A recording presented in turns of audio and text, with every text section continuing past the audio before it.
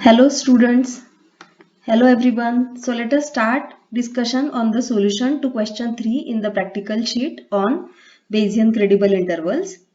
So in the question, the researcher is interested in studying the number of students at a school who commute to the school by bus. So two people are involved in this study, Amit and Ashok. So if P is the proportion of students who commute to the school by bus, then Amit and Ashok have set different priors for this P. Amit thinks that the prior P the proportion takes finitely many values and the values which he considers is 0 0.1, 0 0.2, 0 0.3, 0 0.4, 0.5, and these are the probabilities which he has associated with these values, whereas Ashok feels that a beta distribution with parameters 3 and 12 will be an appropriate prior for P. Now, in the question A, we are told to compute the mean and standard deviation of P according to these two priors and then check whether the two people, that is Amit and Ashok, have the same belief regarding the parameter P. So this we are going to answer when we discuss solution in R. So now the next question, that is question 3b, talks about a future sample. So suppose 12 students are going to be interviewed and out of these 12, suppose Y represents the number of students who commute to the school by bus. Then obviously here Y will have binomial distribution with parameters 12 and P. We are told to compute the distribution of Y using Amit's and Ashok's prior. So let us see how it can be done using Amit's prior. Notice that Amit's prior is a discrete prior whereas Ashok's prior is a continuous prior. So the calculations will be a bit different for both the priors. So in case of Amit's prior, the joint probability of Y and P will be computed by considering the conditional probability mass function of Y given the values of P, 5 different values of P multiplied by the corresponding probabilities associated with these values of P. So in the first case, so if we follow this, then the distribution of Y will be simply sum over these values. Sum over these values of P. So the first will be 12 choose Y, 0.1 raised to Y, 0.9 raised to 12 minus Y into now probability that P is equal to 0.1 is 0.5. So this whole will be multiplied by 0.5 and similarly the calculation will be done for the rest of the values of P according to Amit's prior. So we have 5 values. So 5 terms will be there in this addition where this variable Y will take finitely many values, that is values starting from 0 ending at 12. So, so, so we can calculate as this in R again. So now the posterior distribution of P will be the joint distribution upon the marginal distribution. So the posterior distribution at 0.1 will be 12 choose Y, 0.1 raised to Y, 0.9 raised to 12 minus Y into 0.5 upon the marginal probability that y is equal to small y. So the posterior distribution will change as the value of Y changes. So if this Y is 0, then I'll have probability that Y is equal to 0 here in the denominator. If Y is equal to 1, given Y is equal to 1, it will be probability that Y equal to 1 and so on. So given Y, so as you change the probabilities obtained here, in this the expressions will change. So now this is the posterior distribution at 0.1. Similarly, you can calculate the posterior distribution at 0.2, 0.3, 0.4 and 0.5. So again this computation we have done in R. So now let us see what will be the distribution of Y using Ashok's prior.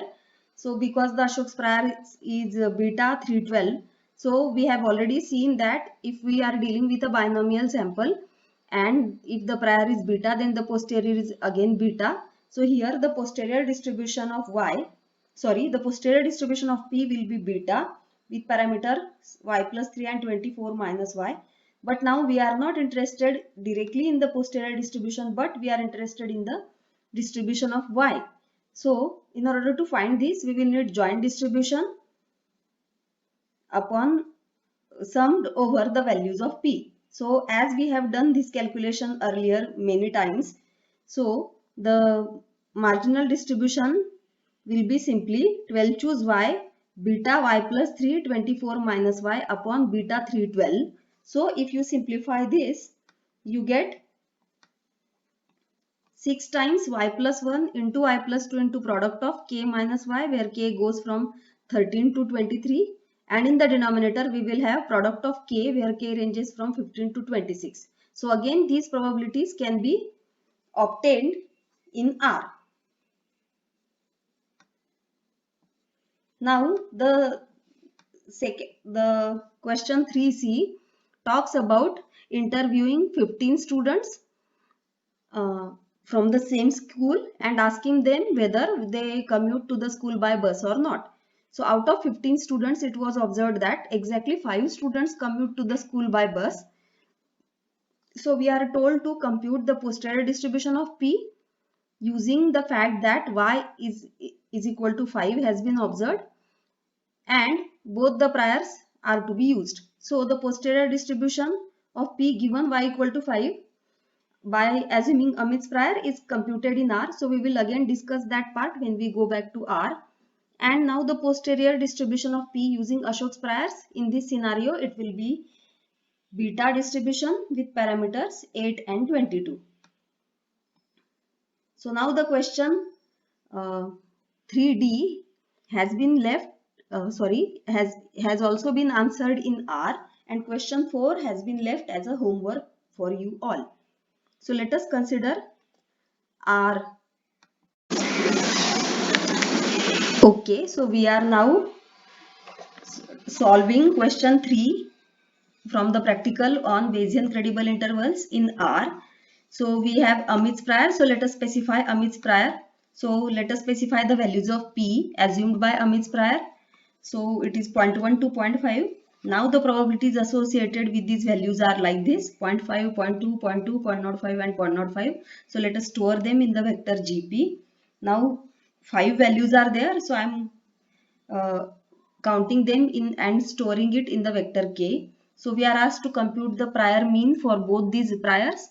So let us first say PR mean indicates mean value of the P according to the first prior. So it is 0.039.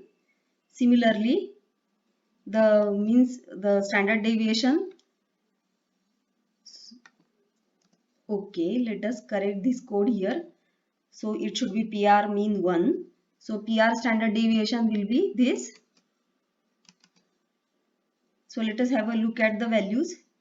PR mean 1 and PR SD1 here. Let us have a look at it. Oh, I'm sorry, there was a typing mistake.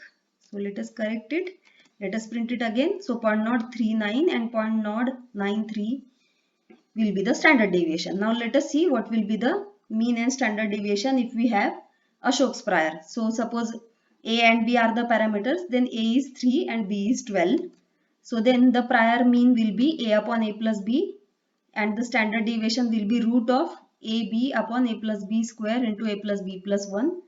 So let us look at the values. So the prior mean is 0.2 and prior standard deviation is 0.1. So as you can notice, they are different, a lot different, because according to the first prior, the mean is at 0.039, whereas for the second prior, the mean is at the 0.2.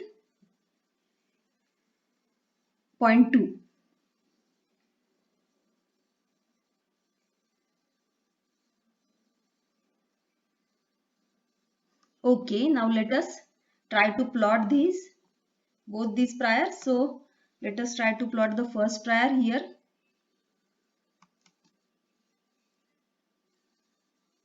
So this plot doesn't help us make any sense. So let us try to use the bar plot in order to get a better idea. So as you can notice here, the values 0.4 and 0.5 carry very less probability. If you think more about this prior, then you will notice that the values are totally, probabilities are divided only on the small values, means the large values of P are totally ignored. In fact, the entire mass function is relying on the values starting from 0.1 to 0.5 only. So it's a kind of left skewed distribution, in the sense too many values are, too much mass is associated with the values of P on the left side. So now let us see what will be the plot of prior distribution according to Ashok. So it will look like this.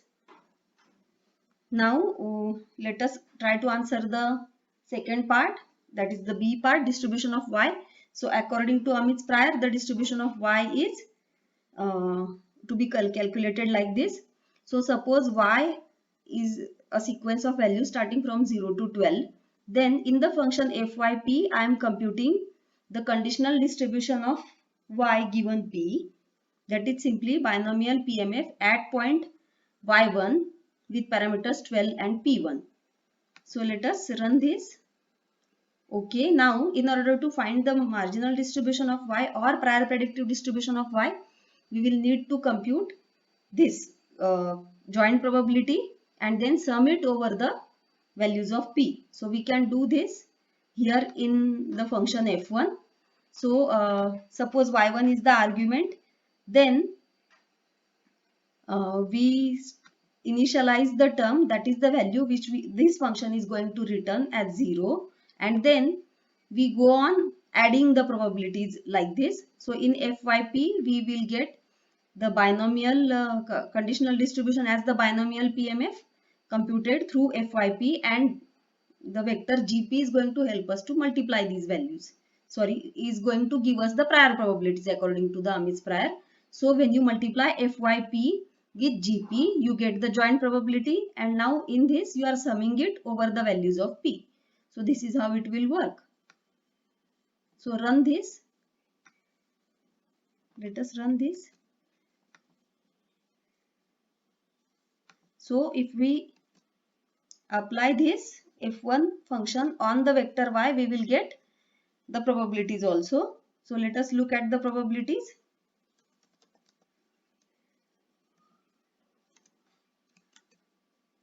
So highest probability is associated with 1, so 0.24, and then so y is equal to 0 carries 0.15 probability, y equal to 1 carries 0.24 probability, and so on.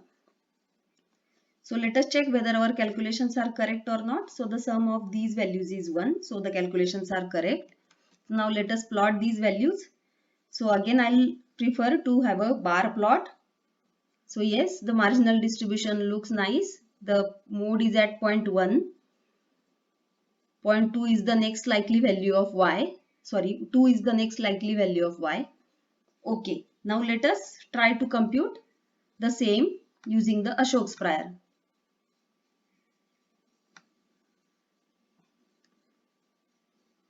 So let us do it. So I have another function f2y where I am computing marginal distribution of y as derived in the earlier discussion. So let us check whether this function is working or not. So yes, at 0 it is 0.14, at 1 it is 0.21, and so on. So now let us consider the second PMF. So let us store it in probability 2. So let us check whether it is appropriate or not. So yes, it is working. Now I want to have both the distributions plotted together. So I will store these values row wise, values of probability distribution of y according to the Amit's prior and Ashok's prior. So I will store them in a matrix row wise, and then I'll use the bar plot, but one more addition will be there.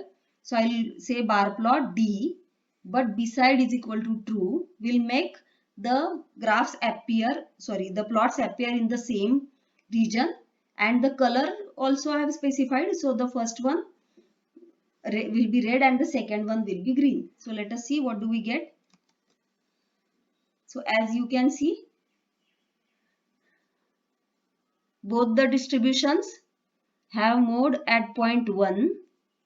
Actually, the second prior distribution is giving according if Ashok's prior is followed, then the probability distribution obtained for Y has almost same probabilities at points 1 and 2. Whereas that is not the case with the first prior, that is Amit's prior. So not much of a difference is there, but apparently in the distribution of Y, if you follow either Amit's prior or Ashok's prior. So now let us see how question 3 can be answered here.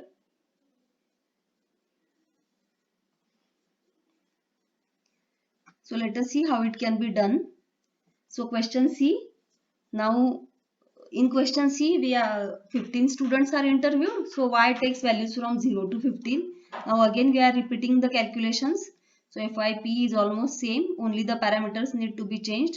So now PS1 is the posterior distribution in this case. So PS1, is it correct?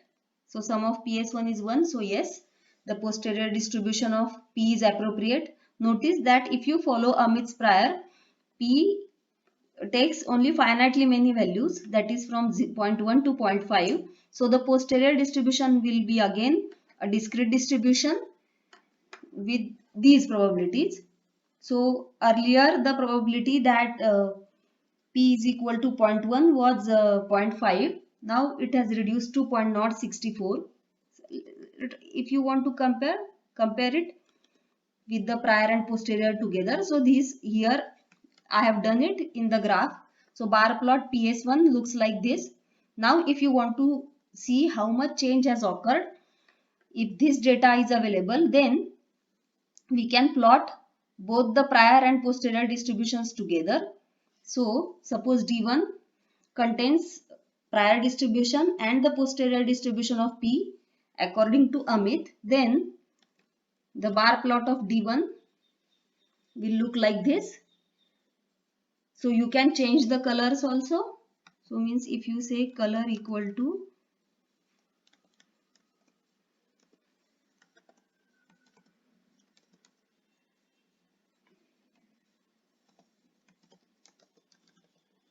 let us see how does it look.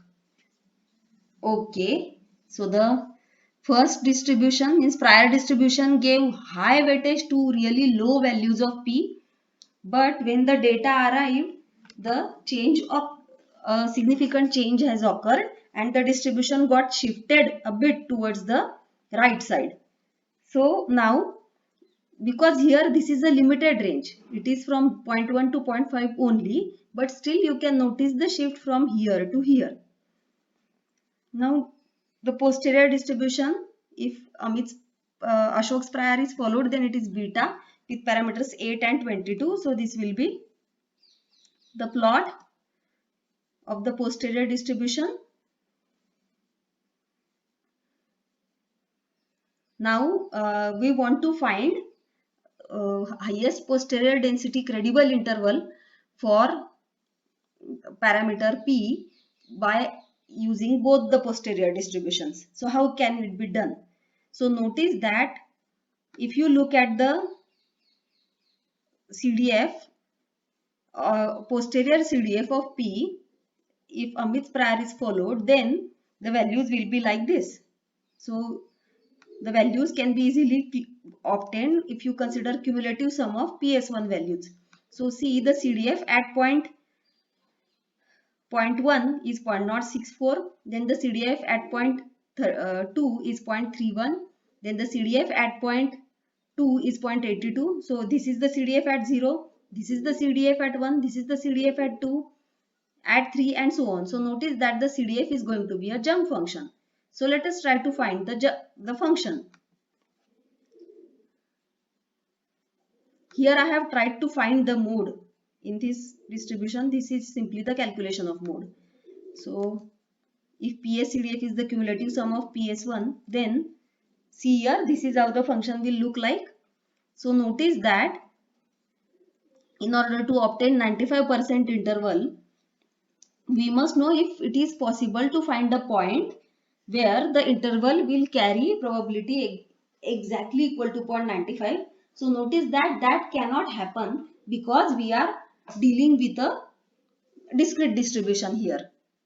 So means even if you consider say the interval as 0.1 to 0.5, suppose that is your interval 0.1 to 0.5, then what will be the coverage probability of this interval? So we will have to simply consider PSCDF1 at the point 0.5 and minus PSCDF1 at the point 0.1. Now these being the fifth and the first point of the vector, so I am saying PSCDF1 5 minus PSCDF1 1. So see what is it? So it is 0.93. So notice that even if you consider extreme values, still you end up getting the probability as 0.93 and not 0.95. So if you follow the discrete prior specified by Amit, it will not be possible to construct an interval which carries probability 0.95 exactly. Okay, so in order to have a better understanding, see for example, suppose the interval is say 0.1 to 1, then what will be the probability of this interval? So because the CDF at the point 1 is already 1, right? The CDF at the point 0.5 itself is 1. So for any point beyond the 0.5, it will be 1 always. Okay, so the CDF, if this is the interval, then it will be, the probability will be simply 1 minus, this will be the probability of the interval. So this is, notice that it is the same because at 0.5 at most maximum possible value of CDF has been achieved. So if we follow this interval, at most we can consider a highest posterior density credible interval with this much coverage probability, that is 0.93. But we cannot construct an HPDCI with probability 0.95. So notice that this is different from what we have done earlier. But this problem won't arise if we are dealing with a continuous prior. So the answer to the question that the 95% HPDCI for Amit's prior is that kind of HPDCI does not exist if we follow Amit's prior. But if 90% HPDCI is to be constructed, then that can be done actually. So my suggestion to you would be to try to find 90% HPDCI using Amit's prior for the same question. Okay, now what will be the HPDCI for the Ashok's prior? So the usual calculations can be used here. So the same program which I have used in the earlier video lectures, I am using it here. So notice that 0.12 and 0.43 can be treated as a interval for HP 95% interval for Ashok's prior. Now notice that the coverage probability is not exactly 0.95, it is greater than 0.95. So this is happening because we have taken these many values of K. So if you increase the values of K, means if you change this, then you may get a better answer. See, this is the plot. This is the plot of posterior distribution. Now look at the values 0, 1, 2 up to 5. So I have taken the values of K starting from 0.02 to 1.5. So what can be done is, if we change it, so instead of length equal to 1000, what will happen if I increase the length, say length equal to 5000. Let us see if we get a better interval.